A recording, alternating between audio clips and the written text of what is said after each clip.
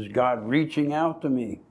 I took it as though God was telling me very clearly, look, that's it. I need you. I want you. True parents need you. You got to come back now.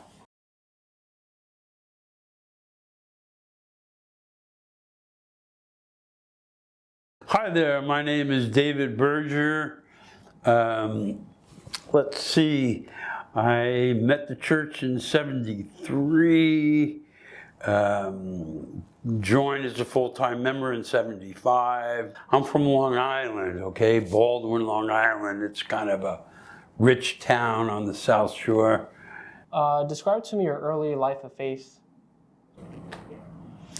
Okay, well, because of my family upbringing, both father and mother being Jewish and from New York City here, and raised, I guess they were 12 or 13, give or take, when Adolf Hitler was exterminating Jews in Europe.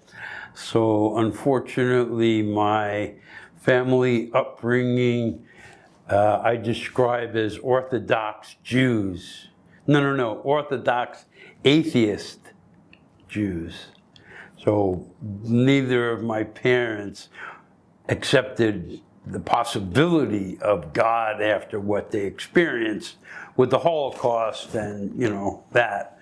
So my family, I'm the first child, and we were raised that there's no God, no religion, and anybody who does is a fool, basically. Could you actually go more into your first encounter with how you met the divine principle? Divine principle? Yeah. Yeah. So when I was 20, I returned to New York after a time being in the military. As soon as I got out of the Long Island Railroad at 7th Avenue, there's a big, I don't know, whatever you call a concrete thing you sit down on, and these two funny-looking, clean-cut dudes with white shirts and ties and short hair, I had long hair, came up to me. It was I'm trying to remember the exact question, but they asked me a question, do you think that God exists? Or something like that. Or I think they asked me, do you think that everything exists as a duality, male and female? Do you believe that? I wasn't yet ready to just, depart from my earlier plans.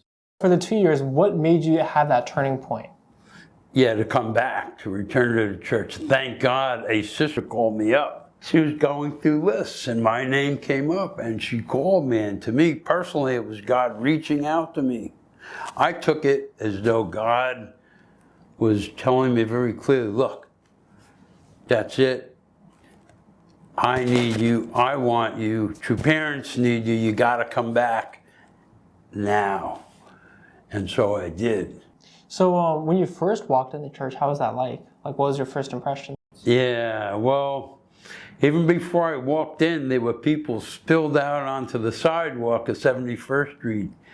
And they were all talking and excited and laughing, and I was like, what's up with these people, This is like incredible. So I was like curious, really curious. So I walked in and, talking with different people, and they had the Divine Principle introductory presentation starting up.